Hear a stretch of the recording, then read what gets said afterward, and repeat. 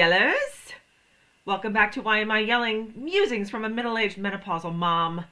I'm your host, Krista Rizzo.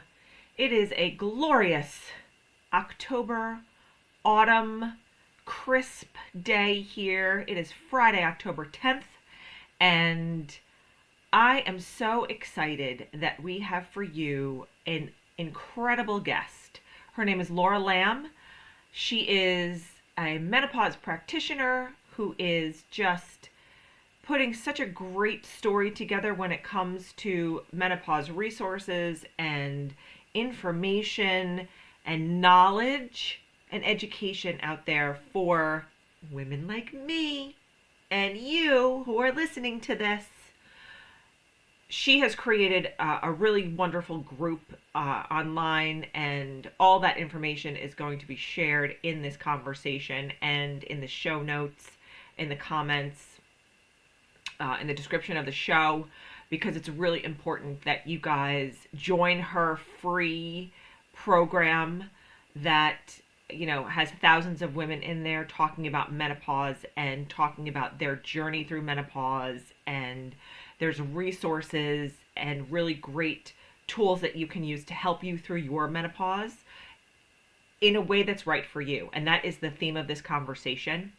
We have some debunking to do in here. Laura speaks candidly about the myths around menopause, and she takes us on a really important journey. So I'm not going to chat with you any longer. I am going to let you listen to her. So without further ado, please welcome for us, with me, Laura Lambe. We're so excited that she's here. I hope you enjoy this episode. Let me know what you think at the end. Hello, yellers. Today we're back at it because, well, a lot of us are in the thick of it. That's right, menopause. You know, that magical stage of life where your body decides it's time to throw you a hormonal curveball, or 10 or 20. My guest today is Laura Lambe, a menopause practitioner, the founder of Menopause Mastery. She's on a mission to make sure women stop suffering in silence, start getting the support they deserve, and maybe even see this chapter as one of power instead of panic.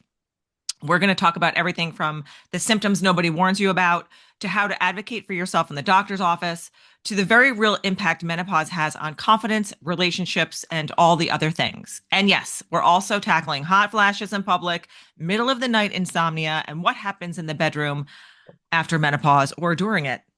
So if you've ever felt blindsided, dismissed, or just flat out confused about this whole thing, stick around. Laura's here to set the record straight and give us some tips on what we need to survive, not only, but thrive. So welcome, Laura Lambe, to Why Am I Yelling? I'm so glad you're here. Thank you very much for having me. I'm excited to chat. I'm excited to chat about anything menopausal. Yes, and I love that you have a beautiful Irish accent, because that just makes me so happy. So I know that we are pressed for time a little bit. So I want to just jump into what made you decide that menopause was going to be your thing? Was it a personal story, or did you just look around and say, guys, we just need more of this information and education? It was probably a little bit of both. Yeah. So before I focused and made my practice specialty in menopause, it was like a 360 wellness nutrition for women's health in general. Yep. And anything that I've never experienced in my own personal life, I have always made sure that I attended, like in real life, either communities or support groups, because yes, you can learn the science behind what's actually going on in a woman's body, but to actually work with a one-to-one person, we need to ensure that we understand the life impact. So I have not gone through menopause. So when Right. I first started to focus on building an arm of my business to be menopausal health, obviously I went back first and was fully trained in menopause, which took a few years. And then during that time, I started to attend support groups. And there was one that I attended in London. It was just like a coffee shop morning for women to talk about menopausal symptoms or just feeling a little bit more empowered with it all. And a certain woman get up, and she was very much like a go-getter. I could probably see a lot of myself in her. She ran her own business. Yep. She was incredibly successful. And she started talking about how she had gone to her doctor and she went with all of these symptoms. So she was forgetting her words in the middle of conferences, like huge big meetings, and she could no longer forget. She could no longer understand why she was there or what she was happening. She was having huge libido issues, and her husband, for the first time ever, were actually talking about getting a separation. Mm, And she was gaining weight. She was like having high blood pressure. And her doctor ran blood tests, which typically, unfortunately, happens. And she was told she was normal. So she was like in her right. 40s. Right. And I remember when she was listing all her symptoms and then hearing that a doctor, like Yep. somebody who we trust with our medical health, had said to her, "You're normal." I was like, "What?" Like I Yep. couldn't understand. And then I thought, is it just her or is this an actual thing? So that kind of made me start to look a little bit further into it. Alongside the exact same time of that, I had a very close friend of mine go into surgical menopause after breast cancer at the Okay. age of 31. And obviously, for most women at any age when they go into surgical menopause, they're not really given any guidance. But she had no peers. She was from a very small part of Ireland. She didn't have a lot of resources or access. Her doctors fully dismissed her. And I watched her go through this silence. And so probably both of those combining at the same time, yeah, like you mentioned, really lit a fire of Yeah. being angry, kind of Yeah. angry that how are both of these women failed by the medical world in so many different ways? And like obviously this is the path I'm walking towards. So like what do we need to do? And from that moment is where then we didn't just have an arm of the company, we went fully in on Yeah. changing it to menopause. You know, I love that you are saying this out loud, right? Because a Mhm. lot of times women don't like to, it's hard for us to advocate for ourselves, especially in places where, Yeah. not that we feel inferior, but we have the expectation that you're the expert, you should know, especially when it comes to our healthcare and our doctors, Yeah. right? And I love my gynecologist. I love her. Mhm. And she actually admitted it to me this year. We're like the same age. She might be a little bit older than me. That in the past, when I have asked about menopause and maybe, resources for myself, she's like, "You're not there yet. You're not there. You're not there yet." Meanwhile, much like what you're just saying to me, the brain fog, the forgetting, the weight gain, it's like, hold on. Like I'm not changing anything about myself and all of this is happening to me. So Yeah. something's going on. And it was only this past year because it had happened to her that she was That's like, "You know what? I fucked up." In real yeah. life, she was like, "I Yeah. can't, like, I've got to get better at this." And so she, has had that conversation. So talk to me. Let's talk about symptoms and support and like the medical field, right? A lot of women do feel dismissed. I Oh actually yeah. had a friend the other day who said the same thing. I went to the doctor who, listen, I'm going to just say this out loud. I don't go to male medical doctors on purpose. And that's because, listen, no disrespect to the men. Mhm. I like the Mhm. men, trust me. But if you're not a woman, how do you know what's going, like, you've never had a baby. You've never had a period. You don't know what those cramps, like, it never, from the time I was a teenager, like starting my journey of female health, I never went to a man gynecologist because I was like, what the hell what are you talking about in real life? Like I need a woman who knows what I'm going to go through. Right. So for me, I don't know that I was a foresight or whatever, but I've that has been my thing since I was young. But what advice do you have for being your best advocate when a doctor actually says to you, "You're not there yet"? I think it depends firstly on the individual because kind of like what you mentioned, we can tell people, oh, stand up for yourself and say Yeah. this. Yep. But when push comes to shove and you're in that room and a doctor or somebody who is medically advised, you do unfortunately feel inferior. So not all women are going to be able to have the confidence to speak up. So there is different channels that we can use to advocate for ourselves if we don't feel like advocating firsthand and like saying out loud. The first thing it comes back to is educating ourselves and accepting our reality.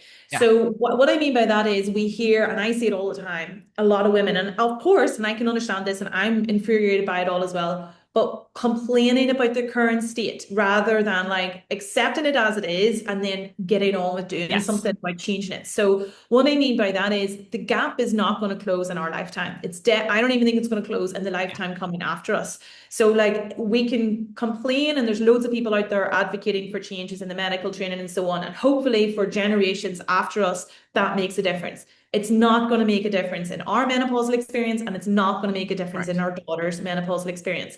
So it's up to us to fully accept that, as annoying as it is, and educate ourselves first and foremost before we even get to the doctor's office around why we're going to that doctor's office, what symptoms are they're experiencing in menopause, what treatment protocols that you have in place. And then when you do get that dismissal, and unfortunately the average stats are a woman will have to go through 5 different GP visits on average to even get a diagnosis of menopause, is that you are probably going to hear a dismissal. And so you can either say it out loud when you're there, and we can talk about a little bit of that if you want, or Yeah. you can write a letter to a GP practice. Now, loads of menopause advocates online, like Dr. Mary Claire, etc., have Yeah. templates that you can use. We even do it inside of our free resources as well, where you can just download the template and it'll go straight to your GP practice. So if you feel more comfortable doing it that way, you can do it there. You can also, even the Menopause Society, so depending if you're in North America or British or European, go to your own Menopause Society, you just Google it online, and they have a resource where, again, you can contact your GP practice anonymously right through them. So there is sources that we can use to overcome a dismissal in whatever way you feel more comfortable doing so. Yeah. I love that. Guys, did you hear that? We're going to say that again. There are resources within, you know, social media, the internet, practitioners online that support you and can give you Yeah. these things. And we're going to put all this in the show notes too. Yeah. So I know that you mentioned, and I've, have been following you for a while now, that you started your business in the health and wellness space, nutrition, lifestyle, that kind of stuff. Yeah. How much of this menopause, how much, resources can we attribute to, influencing change or improvement in our symptoms with food, exercise, stress management, those kinds of things? We see on average a 97 reduction of menopausal symptoms within 10 to 12 weeks, and that's Wow. only through nutrition and fitness. We don't prescribe HRT to our clients, and we don't even prescribe any kind of online supplements. The reason why we don't do it, I'm not against HRT in any shape or form. I'm actually a very strong advocate for HRT. I think there Yeah. needs to be a lot more education on it. A lot of women don't want to use it. A lot of women aren't in a position medically to use it, and it doesn't even treat all menopausal symptoms. Yeah. So women that come to my practice are seeking a natural treatment. And like I say, we have a 97% reduction of doing that. So there's huge ways that we can do in terms of nutrition, even in terms of fitness as well, like exercise. That's incredible and insane because everybody I know is like, I'm taking Ozempic, I'm getting on the pills, I'm doing all the things. And, like, obviously, uh, you know, everybody likes a quick fix, the quick Yeah, fix, right? And it's like, I feel like this is definitely a lifestyle adjustment. It doesn't for have to be sure. like, I- you know, I, I'm a everything in moderation kind of girl, right? So I have given into the estrogen because I don't sleep well and the progesterone and that kind of stuff. But also, I spend a lot of time walking miles a day with the dog and making sure that I'm, eating protein. I don't know that I'm eating enough protein, but like doing all the things that we're supposed to be doing. Um, yeah, it's amazing what your body can do when you actually pay attention to it. Agreed. And I think something though alongside that is that what we need to tell women and educate women on when it comes to health in general, there isn't just one answer. Yeah, So if you want to utilize medication, HRT, GLP-1s, whatever it is, amazing. yeah, Like just learn how to do it yourself. So like actually when it comes to when I'm trying to educate when it comes to healthcare, I don't I wouldn't even refer to anything as like a quick fix. It's more so like a temporary relief. So for a lot of people utilizing something like Ozempic for them may be a good short-term relief yep, to help them subside really extreme symptoms, to help them make lifestyle choices. It's the same. People seem to be, are you against or for HRT? In my opinion, it's a fantastic resource for somebody to use their entire life, or if somebody wants to utilize it for relief. Some women have life impacting mood yes, swings and really low depression. Telling a woman like that to get out of bed and go for a gym session, that's never right, going to happen. That's right. so unrealistic information. So again, it always comes back to healthcare should always be individualized for a woman, and we should never try and shame or cause people feeling like they have to be on the natural biohack Yeah, wellness society or they're on medication. And that's, I think, a dangerous path on social media that's happening. And it is that split. You're either on one side of the fence or another. There shouldn't be a fence when it comes to healthcare. agreed. I think, I there definitely is two Yeah. sides, right? And I've just in the time that I have been, in it myself and kind of researching and following people and kind of trying to educate myself, it's like, wow, there are people who are there is no middle ground. And you're right. No. Like I feel like you do you, boo. That's, Yeah. whatever you think is right for you is what's right for you, as long as you're making smart decisions and working with somebody like I wouldn't make a decision without consulting somebody who knows more than I do, right? But Mhm. yeah, like there needs to be a lot more of, coming together and saying, hey, you know what? This works for me, but it might not work for you, and that's okay. Right? Yeah. And what works for you should be supported. And I think Yeah. that is a strong message, and I think that's important. And also helpful for people's confidence levels. Oh, 100%. Yeah, 100%. Like we don't need to pigeonhole everybody into making one choice for their that's the reason why we're in this mess in the first place, is because for women's health, we've not taken the time to educate women that there's actually more than one answer. Yeah. So Mhm. while menopause is not just a physical thing, right? We think of it as the weight gain and like you can see the physical appearance or like the physical things that are happening to your body. It Yeah. does hit your confidence, like we just talked about briefly, but it hurts potentially their careers or a relationship, right? The person who had like the low libido and now all of a sudden they don't want to have intimate relations with their partner. And it's like, what's going on in our marriage? And Yeah. really, I've had this conversation with my own husband. It's like, it's not you, it's literally me. Mhm. 100%. And And it's not even you, it's your right, biological a change. Yeah. 100%. Right. And it's Mhm. not like I'm not, but it's like I just don't. It's just different, and it doesn't. It's not bad or good. It's just No. different, right? But what do you see women struggling with most outside of just the hot flashes and the brain fog? Because those are the popular ones, Those are the right? popular ones. There's a Yeah. list that can is probably a mile long. Fatigue is a big one. Yes. So fatigue is probably in the top three of the symptoms that people will come to the practice on. Like that crushing fatigue, barely able to drag yourself through the day, feeling like just flat, zonked out at all times. So fatigue is a really, really large one. Libido would definitely be up there. And probably just vaginal apathy in all of its sense, like vaginal dryness, vaginal irritation, but libido probably being a more impactful one because, like you say, it does impact relationships. And a lot of women, unfortunately, carry the guilt of that. They don't actually realize that low libido is a very common symptom. 1 in 2 women will experience it in menopause. And it's not anything to do with them not being all of a sudden attracted to their Right. partner or not them being sexually like attractive. It's actually just a biological shift. So the confidence levels when people's low libido gets hit is quite large. But also anxiety is a very big one, and one we don't talk a lot about because we actually always think women are very highly strung anyway, and we always tell women that they're hormonal and oh, Yes. just you being too sensitive. So when women start to feel more anxious, this has been conditioned already in them from the time they were young girls. So we Yep. actually see a lot of women struggling with this in silence. And typically, actually, what we find is women won't put anxiety on their intake forms when they're coming for a consultation. It's only discovered when we ask, how are your stress levels? How are your anxiety? How are you feel coping? And usually at that point, they literally just break when somebody Yeah. gives them permission to say out loud, I'm feeling like I can't cope. And I think that is something that rings true for women in general. We're always being told that we need to be these people that have everything in line, Yep. everything is great. And if we show any kind of emotional vulnerability, we're deemed bitchy or bossy or hormonal. And it's that kind of narrative that we need to fight through. Yeah, agreed. I was never an anxious person ever in my entire life. And when I hit the menopause stuff, right, it was like, why is this making me nervous?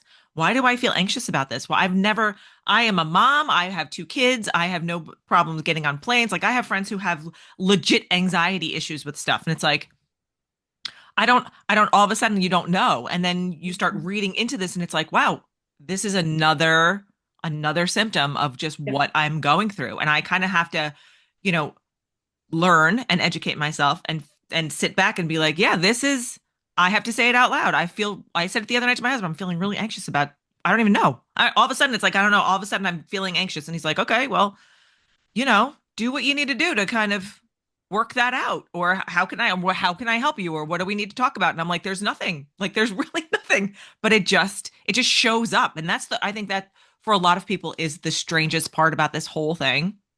It's like you said, we're expected to kind of be these Get on people with who it. are have it all together all the time, right?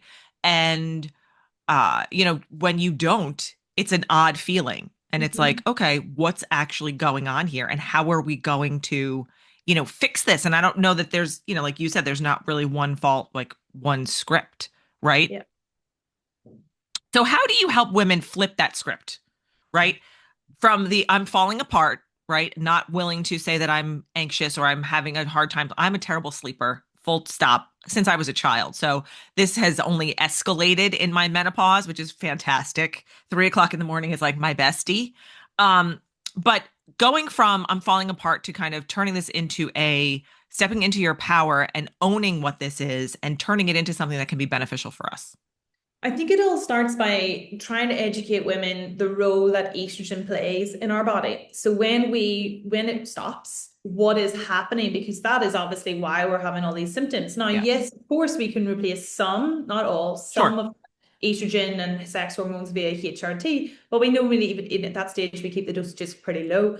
But one of the major things that estrogen plays in our body is inflammatory regulation. And that is where we see a lot of the menopausal symptoms coming and falling into that bucket. So things like joint pain, things like hot flashes, things like vaginal dryness, things like brain fog, things like skin shifts, things like itchy ears, things like gut bloating Yeah, all come back to that original shift of inflammation. Visceral fat, the weight that's gained around our weight, is also really amplified when inflammation starts to naturally increase during menopause.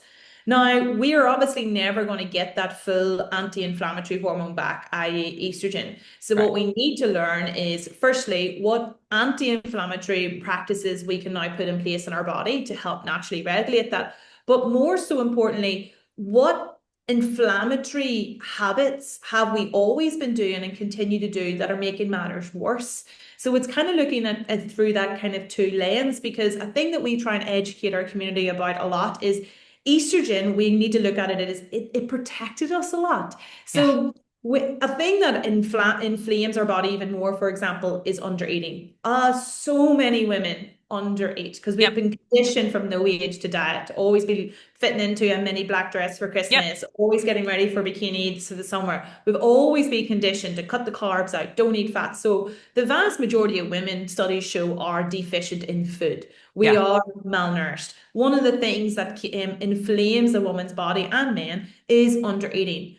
Estrogen has been protecting us from that because it is an anti-inflammatory hormone. So when we were having more inflammation from undereating, estrogen was helping us with that. You take estrogen now out of the equation, we don't have protection for doing those inflammatory activities that we were previously doing. It's also things like undereating. Protein is a big one that we see a Yeah. lot of.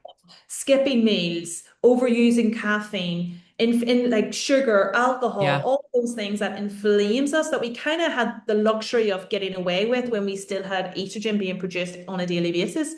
But now when we don't have that, we need to learn what anti-inflammatory protocols like anti-inflammatory nutrition, etc., that we can start adding in, and what things do we really need to be more mindful of reducing, not ever never doing them again, but Right. keeping them more at a minimum of what we're doing throughout the week.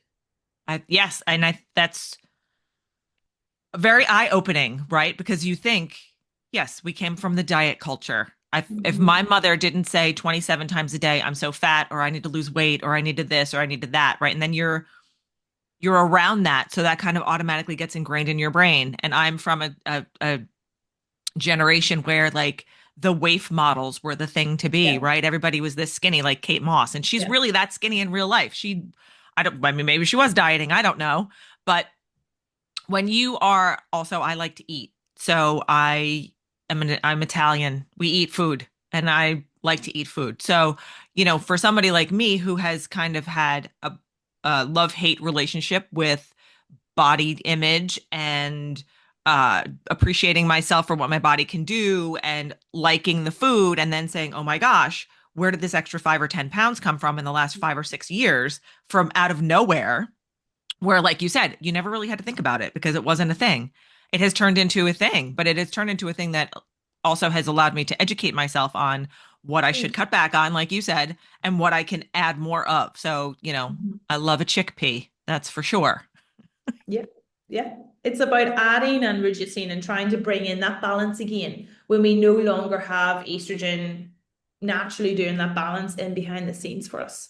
We Yeah. forget the amazement of our bodies, like how it literally just keeps us. There's thousands of functions that our body is doing all day, every day. Like a thing that we always say to our inside our community is your body's goal is to keep you alive. Yeah. You wanted to lose 5 pounds so you can fit into that pair of jeans, but like your body's fighting every single day to keep you Yes. alive. You sometimes forget all those functions that go on because it's like breathing. We just take it for granted.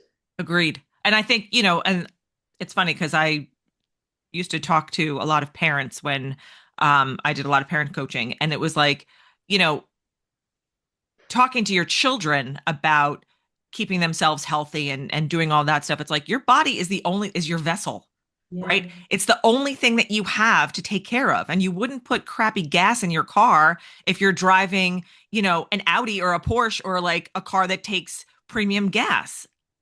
Do that to your body, right? And I've Mhm. also watched my parents were terrible about taking care of themselves, right? They overate, they smoked. They came from like the generation of, they took advantage of and took for granted their bodies, and that did not serve them well later in their lives, right? And I watched them deteriorate and was like, I'm not making the same decisions that they made. I'm not going to smoke cigarettes, and I'm not going to, over drink and do the things that they did, because look at how that worked out for them. Like they were both being kept alive by medication when they got older, right? So I think for a lot of us, it can potentially be a wake up call like that, or it can be a wake up call for ourselves because we're going through it. Now we have to be on some kind of medication because we weren't smart enough to take care of ourselves that way. So, thank you for bringing that up, because I think a lot of people, they don't want to face the truth, right? It's hard.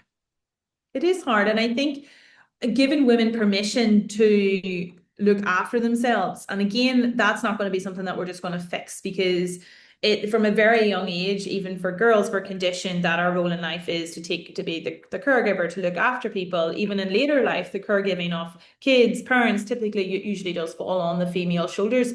So when it comes to us telling women, you need to start looking after yourself Yeah. better. And so it's not a natural thought for women. And it's not because they're lazy or they don't want to. It's because society has conditioned them to think it's not a priority and they're actually selfish if they do make themselves a priority. Yeah. Yes. I've had that conversation with so many of my clients. What is the biggest myth about menopause that you would like to set on fire and burn down? Oh, I could be here forever. I'll do a big one and say supplements. Think they're a complete waste of money. Every Really? well, at present there is no menopause branded supplement that is backed or Right. clinically proven for its actual promises.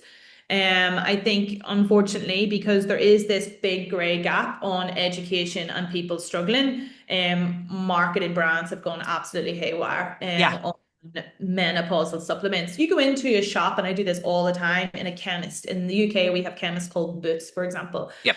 and they will have a shampoo at a certain price, and then they would have a menopause branded shampoo, and it's like double the price. You look at the back of the ingredients, they're the It's the exact same. same. Right. We see this on supplements. So I get pitched supplements every single day in my social media, every day. So every single day, a supplement company comes to me pitching me this brand new thing. I have asked every single company for the clinical studies or any studies to prove their claims. Out of the thousands of companies, and I do not even overestimate that Yeah. number, Yeah. one company has only ever been able to produce, and it wasn't even a clinical study, just a study Right. to show that what they are saying was actually beneficial. But again, if you look at like a vitamin D, that's just a vitamin D. It's Yeah. cheap in a shop. You look at something that is a menopause vitamin D, it's like triple the price. It's the exact Yes. same thing. Yeah. So anything branded menopause, in my opinion, is just very much likely to be a marketing scam. Do supplements like we were talking earlier, can they have a place in someone's diet? A hundred For sure. percent. Yes. It should always be nutrition first, lifestyle first, but some people just can't consume certain amount of foods or depending on their lifestyle, or maybe they're a vegan, vegetarian, and hence things. Yeah. And hence for that person, a supplement will be needed. Does it mean that we need supplements? Absolutely not. The only supplement that the Menopause Society actually advises women to take is the vitamin D. Everything else, social media tells you to take that, Yep. not the Menopause Society. That is fascinating. And I feel like it's so true for for so many different, subsets of health and nutrition, right? It's like, take this one because this guy says it, and take this. I mean, listen, people have been getting rich for years off of it, right? It's like electrolytes now. It's Yes. 2025 is the year we're told water can't hydrate you. I love my water with lemon. I love it. Okay, so we are running out of time, sadly, because I could talk to you forever. But two last questions. For women listening who feel like they are in the trenches right now, what is your best, you're not crazy, you're not alone message? Just that. You're not crazy, you're not alone. So when all women worldwide will go into menopause, and something that we really need to hear loud and clear is none of this is you. You are still in there. That woman that you are is still there. You're just covered with hormones. It's like going through puberty all over again, and we all know how crazy that was. This, just think of menopause times 100.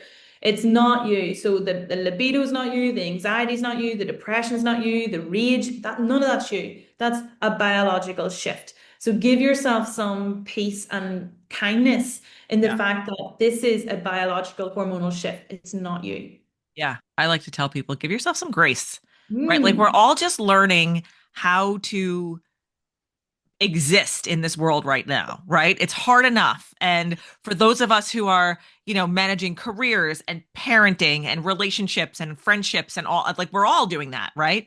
And it's like, wow, there's a lot of stuff that's thrown at us every single day. And maybe 10 years ago, we felt like we could handle it a little bit better because we're going through like the adult puberty. Yeah. I'm going through it with my 13-year-old who is also going through it. So that's a good time in my house. He's a joy.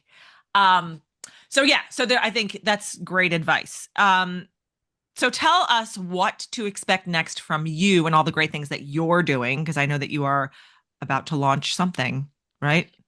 Yes, we are. So I have a free menopausal community. So I'm a huge advocate of that women should know facts about their own health, and there should be no paywalls and no academia walls. So inside of our menopause lab, which is our free, entirely free menopause community, there's over 50,000 women in there. We have guest speakers worldwide. We always have menopause doctors. We have a doctor coming in next week to talk about bone health and so on. But at the end of the month, we are launching again an entirely free menopausal course. There is about, I want to say, maybe 120 guides, recipes, exercise plans, everything that you will need inside of that. Again, all information on HRT. If you can't get treatment on HRT, all the letters and so on that you need to send the GPs, the symptom screening, everything that a woman needs, it's inside of that. But we're getting ready to launch, it's called the Menopause Method, free into that community at the end of the month, because yes, obviously somebody can work with me one-to-one and have a fee to do so, but I don't think there should be any paywalls behind what actual facts a woman needs to look after her body in a biological shift. Yeah. Well, thank you for that, because that's a huge, listen, people, yellers, people out there who are listening to this, that is a huge, huge, very important resource. There are a lot of people out there who can't afford a one-on-one or can't afford a group or can't afford a lot of things. And this is your health. And that's why I love people like you who are doing things like this, because it's your health and you know how important that is. So thank you for doing that. And we're going to put all that information in the show notes. Laura Lambe, I love you in real life. This was so good. Thank you for all of your wisdom and your fun and your energy. And we appreciate you being here. This has been a great conversation. I appreciate you so much and can't wait to see you in the program. I'm signing up. But we will definitely hook up with you in all the places. Everybody go follow Laura. She's got a gazillion followers already. She needs more. And join her group, because the more information you have, the better off we are. Thank you very much. And as I always say, when you learn something else about menopause, share it out on to someone else. So if a listener has shared anything or learned anything about menopause today, make sure you share it on with a fellow peer. Oh, that's such good advice too. Yes. Don't keep it to yourself. Share it out and share this episode. We'll see you guys soon.